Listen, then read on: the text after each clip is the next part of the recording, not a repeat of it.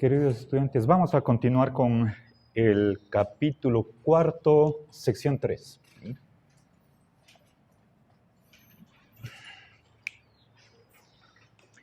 Estamos abordando el problema de los entes posibles.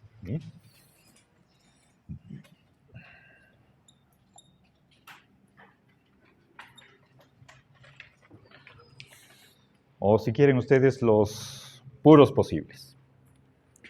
En la clase anterior estaba exponiendo una prueba que espero que ustedes hayan sido capaces de haber seguido, comprendiendo y resumido en una de las tareas. ¿Sí? A ver, voy nuevamente a poner esa demostración. Me quedé a medias, ¿sí? No es larga, felizmente, y voy a retomar eso. ¿Sí? Bien. A ver, tenemos como primera línea de que lo posible es real. ¿Sí?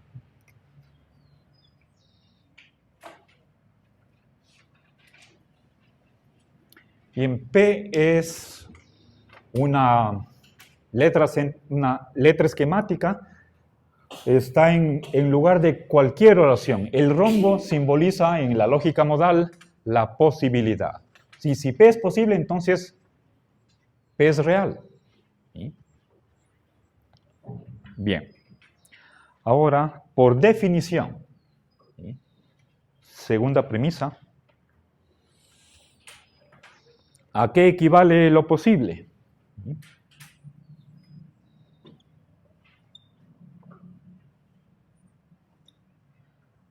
A que es totalmente falso, que necesariamente P sea totalmente falso. ¿Bien? Estoy definiendo, bueno, se define la posibilidad por medio de la necesidad con una negación antepuesta y otra pospuesta. ¿Sí? Es decir, que necesariamente P no suceda, eso es la imposibilidad. Y la posibilidad es la negación de la imposibilidad. ¿Sí? Bien. Tercera premisa, ¿sí? ¿Podría repetir, por favor, la lectura de la enunciado? ¿La 2? Sí, por favor. Es definición de la posibilidad. Se define por medio de la necesidad con una negación antepuesta y otra pospuesta. Ahora, si tapamos por un momento la primera negación, digamos también se dice la primera negación es exterior, la otra interior. ¿Sí? Si tapamos la exterior, dejemos de lado por un momento que necesariamente P sea absolutamente falso, significa que eso es imposible. Que necesariamente no sucede, eso es imposible. Sí, pero la negación de la imposibilidad justamente es la posibilidad. ¿Sí? Bien. Ahora, hagamos un reemplazo. A ver.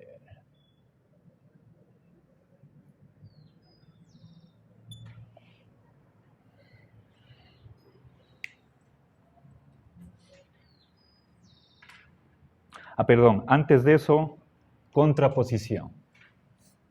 Voy a la línea 1 a aplicar contraposición.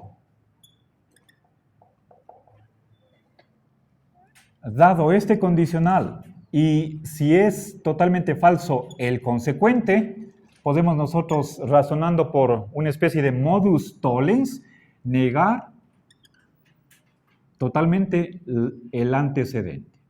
¿Sí? Bien. Ahora,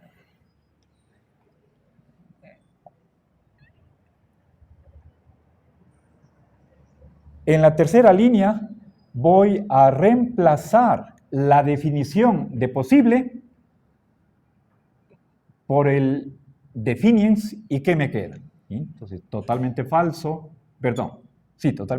P entraña. Esta primera negación queda y ahora, donde está la posibilidad de P, escribo su definición. Este es el definiens, esto es el definiendum. Entonces, negación externa de la necesidad, negación interna, bueno, de P. ¿Sí? Entonces, en 3, a ver, sobre la base, digamos, sobre la base de 2, estoy aplicando regla de reemplazo. ¿Sí? En la línea 3. ¿Sí? Bueno, y ahora creo que me quedé hasta ahí, si no estoy mal, en la clase pasada. Avanzo. A ver, sobre la base de la doble negación, nuevamente con regla de reemplazo, ¿sí? 2 negaciones equivalen a una afirmación. Entonces, puedo suprimir las 2 negaciones totales. Entonces, ¿qué me queda? Si P es totalmente falso, entonces necesariamente P es totalmente falso. ¿Ya? Bien, simplemente suprimo estas 2 negaciones y el consecuente empieza directamente con la necesidad. ¿Ya? Entonces, ¿qué quiere decir la línea 5? Si algo es totalmente falso, inexistente, entonces necesariamente no existe en absoluto. ¿Sí? Lo que no sucede, necesariamente no sucede. ¿Sí? Bien. Y esto parece problemático. ¿Sí? Les cuento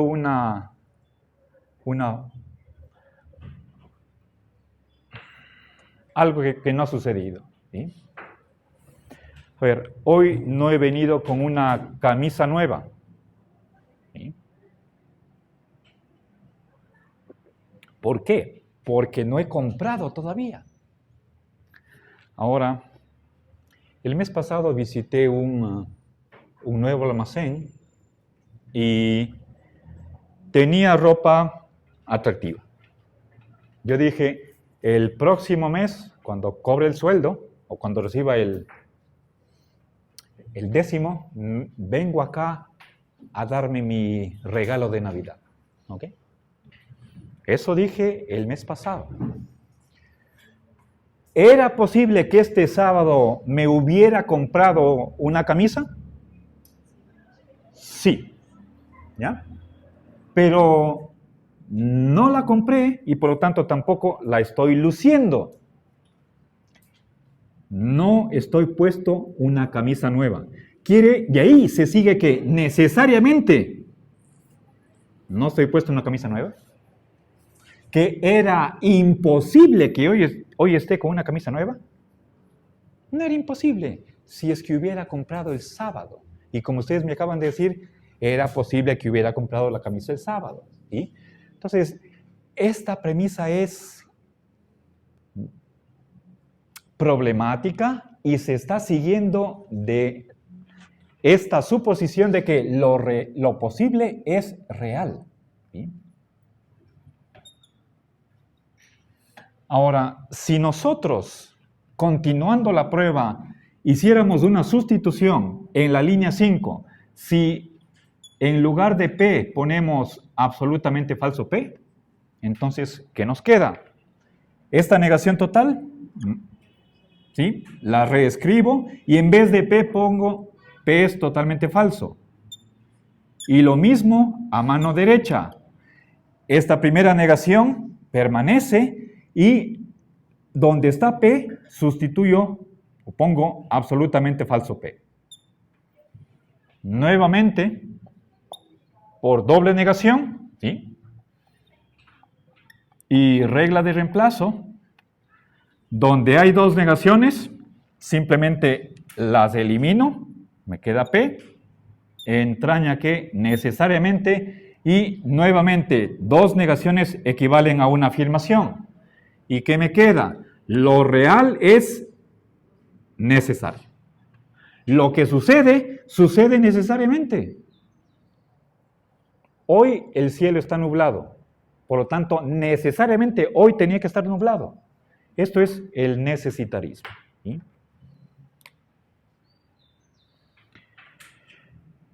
Voy a simbolizar de esta manera. Necesitarismo. Lo que es real es necesario y lo que no es real es imposible. ¿Sí?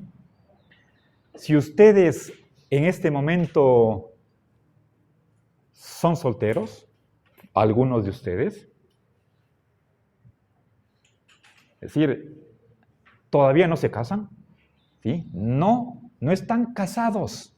Eso quiere decir que necesariamente no están casados. Por lo tanto, no se casarán. Nunca. ¿Ya? Entonces, esta situación se va a dar necesaria y forzosamente. No se puede cambiar. Obviamente, excepto los necesitaristas a carta cabal, como Spinoza, Hobbes, ¿quién más? Los estoicos estarán contentos con la línea 5 y 7. ¿Sí? Creo que la mayoría de nosotros trataríamos de revisar algo en esta argumentación para no llegar a estas dos consecuencias. Lo que es real es necesario. ¿Sí?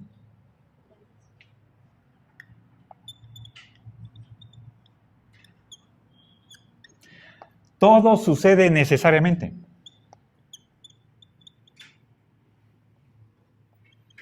¿De dónde se sigue esto? De la primera. ¿Sí? Claro. Y también de la primera. Lo que no es real es imposible. Lo que no sucede es imposible. ¿Sí?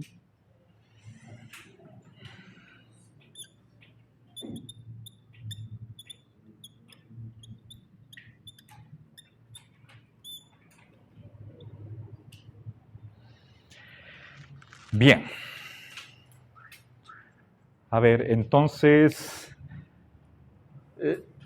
a primera vista, echaríamos la culpa a la primera premisa, ¿sí? O sea, no es lo mismo real que necesario o el no ser que lo imposible.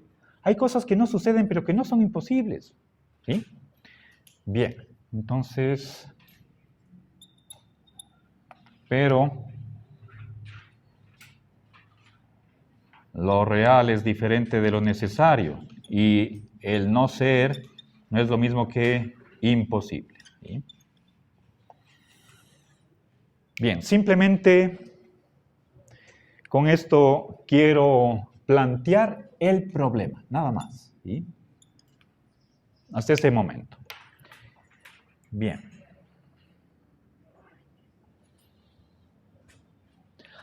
A ver, Lorenzo a esta posición 7 la llama necesitarismo radical. ¿Sí? O extremo, si quieren, ¿sí? Para diferenciar de un necesitarismo matizado, suave, moderado.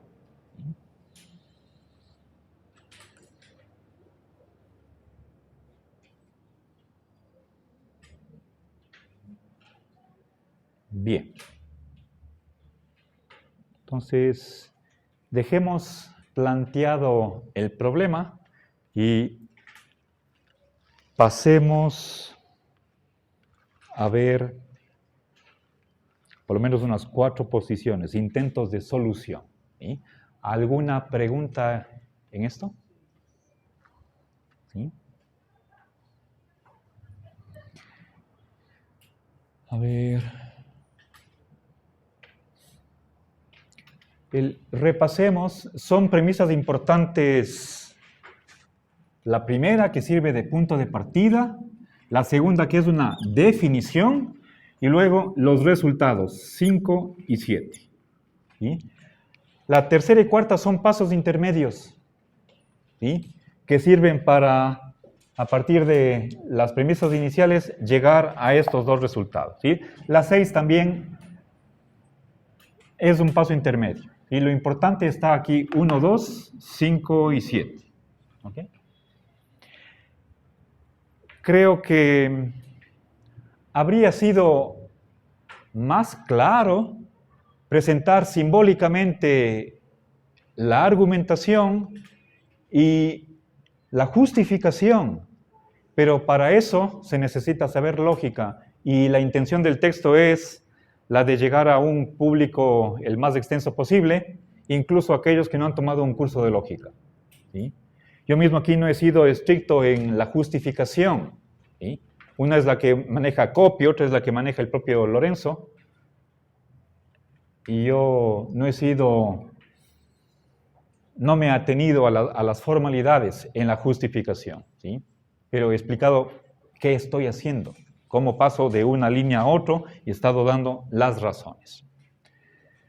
Bueno, entonces espero que se comprenda, ¿sí?, cómo esta tesis de que lo posible es real, ¿sí? Los posibles no son meros posibles, los posibles no están inactualizados.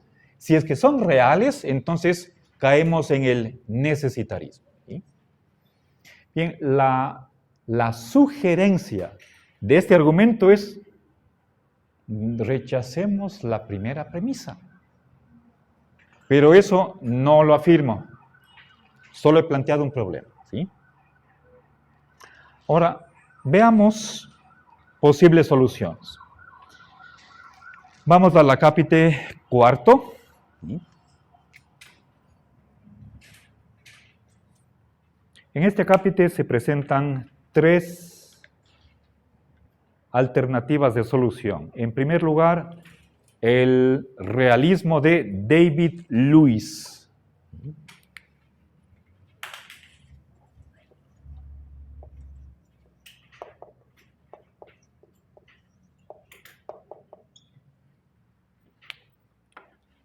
A ver, permítanme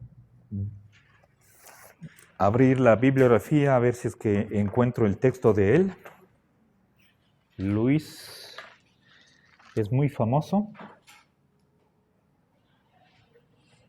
Lamentablemente no está.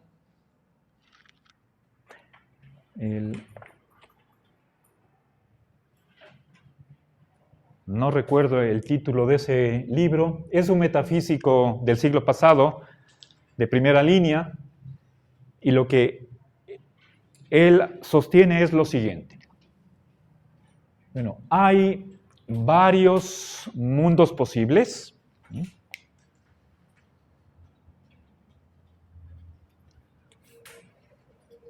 A ver. Varios mundos posibles. Dentro de la realidad en sentido lato, ¿sí?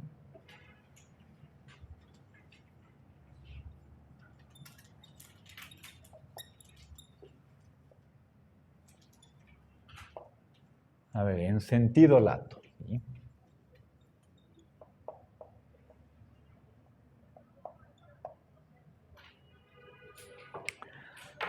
A ver, volvamos acá, por favor, tengamos presente que estamos viendo en qué relación está lo posible y lo real.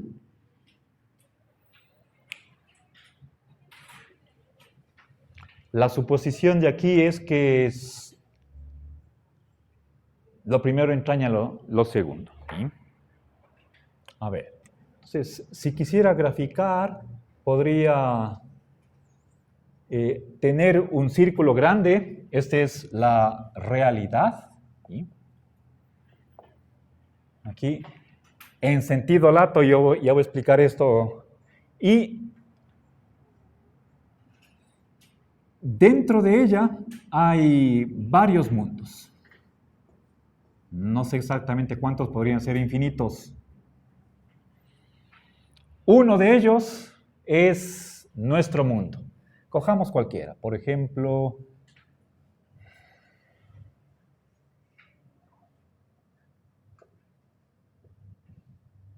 este de aquí.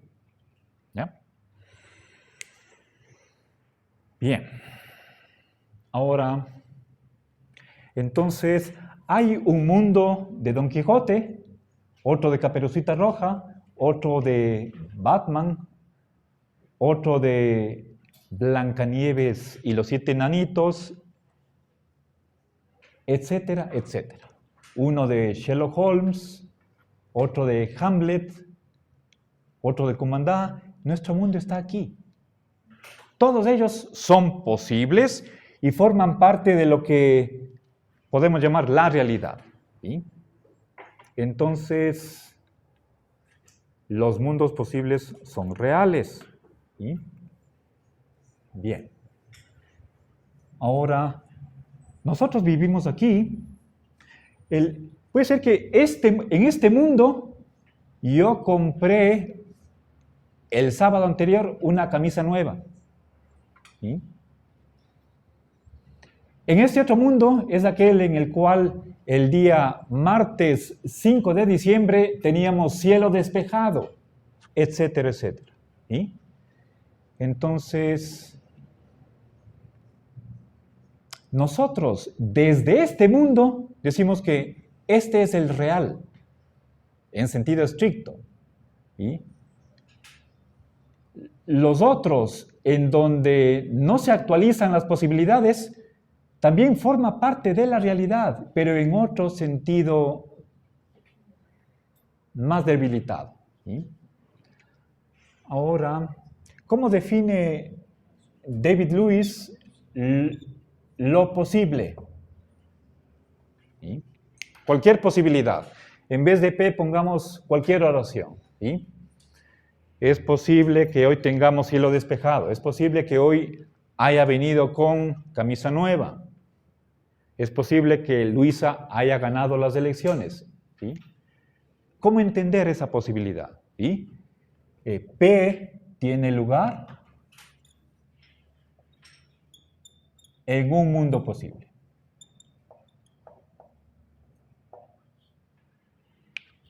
Bien.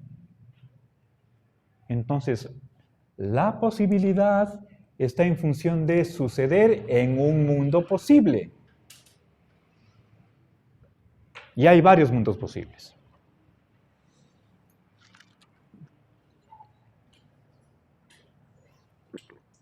Ahora, una última idea para comprender en términos resumidos la propuesta de Lewis.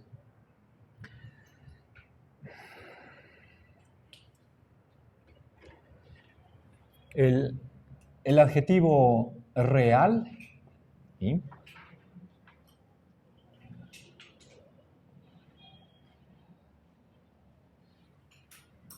Es un deíctico. Bien, esta es una palabra técnica, más propiamente de filosofía del lenguaje. Creo que sospecho que ustedes no habrán escuchado o leído esta palabra, pero está en el texto, en la sección 4.4. ¿Sí? ¿Alguien, por si acaso, comprendió que es un deíctico?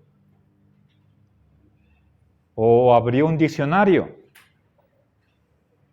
No recuerdo si es que está explicado en el texto, pero ¿comprenden qué es un deíctico? ¿Sí? Verán, un deíctico, una palabra es un deíctico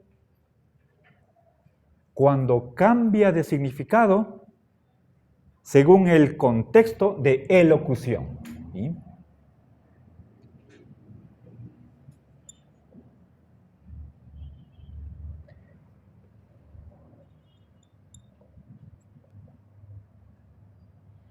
Es decir, en qué circunstancias se dice esa palabra. Ejemplos. A ver, aquí, ahora, yo. ¿Sí? A ver, si es que en este momento utilizo la palabra aquí, estoy aquí, ¿qué quiero significar con aquí? Podría significar el aula de séptimo ciclo en el bloque G de la Universidad de Cuenca. Pero si a la noche digo estoy aquí, cuando estoy en la casa, entonces esa misma palabra significa Urbanización Río Sol. Ya no significa Universidad de Cuenca. Lo mismo si es que ustedes, yo podría con esta palabra decir al lado del pizarrón. Si es que Natalia dice aquí, se está refiriendo a la esquina posterior del aula. La misma palabra significa distintas cosas dependiendo de ciertos factores. Eso mismo sucede con el ahora. Esta palabra, si digo ahora, puede ser que signifique 5 de diciembre, 2023.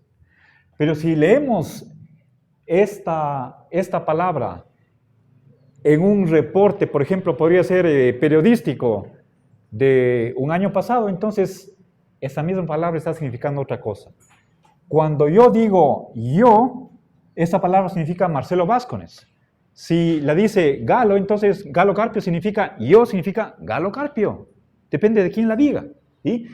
Estos son ejemplos de deíticos y eso, según Luis, está sucediendo con real.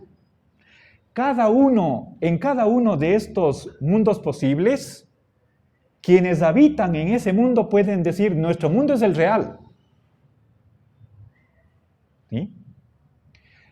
Para este mundo, ¿sí? Ellos son los que habitan en el mundo real y desde esa perspectiva, desde ese mundo, el nuestro es un simple posible, uno más de entre los varios. ¿Sí? Si es que desde este mundo decimos real, entonces ese mundo es el que propiamente sería real. ¿Sí? Todos pueden decir, nosotros somos el mundo real. Hablando de los mundos posibles por separado, ¿sí? Si es que habitáramos este mundo, entonces este es el real, el resto es meramente posible. El resto es posible. Todos son reales. Todos pueden decir, nosotros somos el mundo real. ¿Sí? Pero, ¿qué significa real en sentido propio? El habitar en un mundo. ¿Sí? Real cobra un significado dependiendo de desde qué mundo se dice eso. Entonces, nosotros que habitamos en este mundo no tenemos el monopolio de la realidad. No podemos decir somos los únicos reales. ¿Sí? Todos pueden decir somos reales. ¿Sí? Y en ese sentido, entonces, hay algo que es la realidad en sentido lato, en sentido amplio. ¿Sí? Bien. Entonces, esta propuesta es bastante detallada. Yo no he tenido oportunidad de ver la obra, pero, ojo, el primer autor que menciona Lorenzo al tratar de examinar propuestas de solución es David Lewis, por su merecida fama. ¿Sí? Seguramente su obra es un tratado grueso, ¿sí? Muy detallado, en donde está desarrollada toda esta teoría. Bien.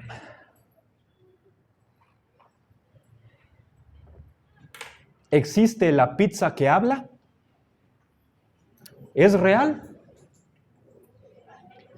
Según David Lewis, sí. En algún mundo de estos hay la pizza que habla. Para nosotros, esa pizza hablante no es real, es mero posible. Pero eso mismo van a decir, en el mundo donde existe la pizza hablante, van a decir lo contrario. Nosotros somos los reales. Los otros son lo que se suele llamar los meros posibles. ¿Ok? Bien. Como la película de Todo en todas partes. ¿Cuál película? La ganadora de Todo en todas partes. ¿El principio de Anaxágoras? No, una película que ganó un Oscar hace poco. Todo No, en es que- todas partes. Todo en todas partes. No, es que no. Habla de eso. Ella puede viajar a los diferentes mundos y ella escoge cuál es el real según de donde ella sale. Entonces, todo era posible. Tenía no dedos, sino salchichas, unas manos. Todo era posible. Muy bueno. Excelente película. La voy a ver. Me parece que... Mucho. ¿Ya? A ver, pero... Eso plantea el problema de en qué relación se halla un mundo con el otro. ¿Es accesible un mundo desde los demás? Una cosa es accesible epistémicamente, otra cosa es físicamente. ¿Podemos viajar de uno al otro? No lo sé. Esa pregunta no lo sé. ¿Sí? Dejemos eso entre paréntesis. ¿Ok? Y es un problema además al cual debe tener una respuesta David Lewis, porque es importante. Bueno, entonces, ¿qué piensa Lorenzo con respecto a esta primera propuesta? A ver, por lo menos no acepta y da alguna razón. Primero, que pone en el mismo nivel lo posible con lo real, o al revés, lo real con lo posible.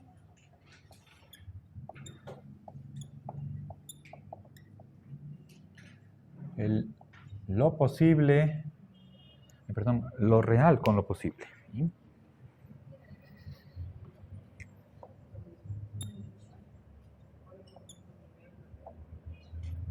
Con lo posible sin grados. ¿Sí?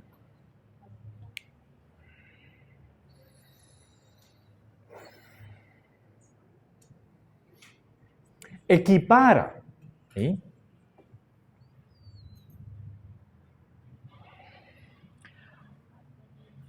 Estas dos cualidades de ser real, ser posible,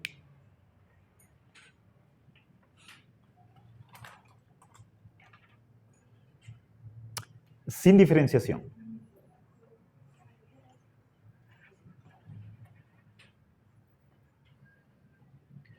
A ver, a cada paso que damos puede suceder una posibilidad y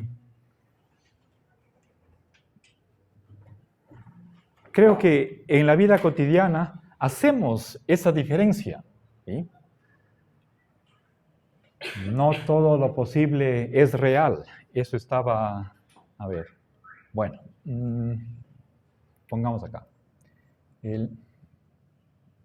Lorenzo está de acuerdo con que lo posible no es exactamente lo mismo que lo real. ¿Sí?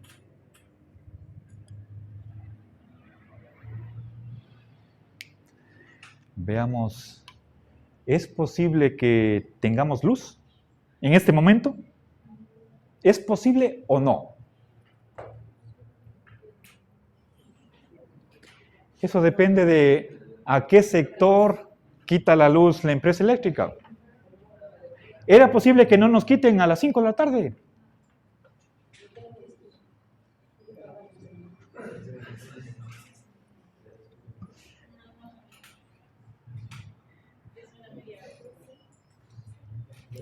Bueno.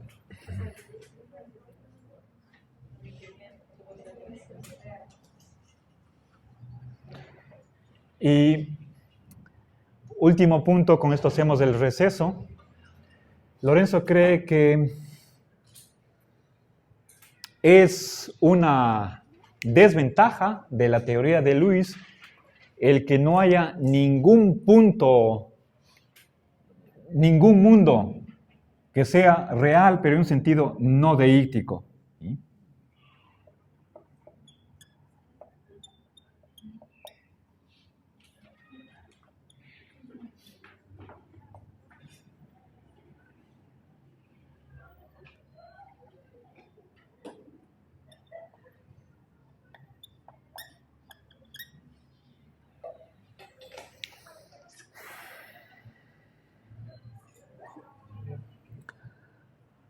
A ver, en el caso de Luis, este adjetivo, lo real, es relativo al mundo posible desde el cual se lo enuncia. Eso para Lorenzo le parece problemático. Perderíamos el sentido de real en sentido fuerte, ¿sí? Debería haber un mundo que es el privilegiado. Si bien todos existen, pero no en la misma medida, todos son reales. Pero por más que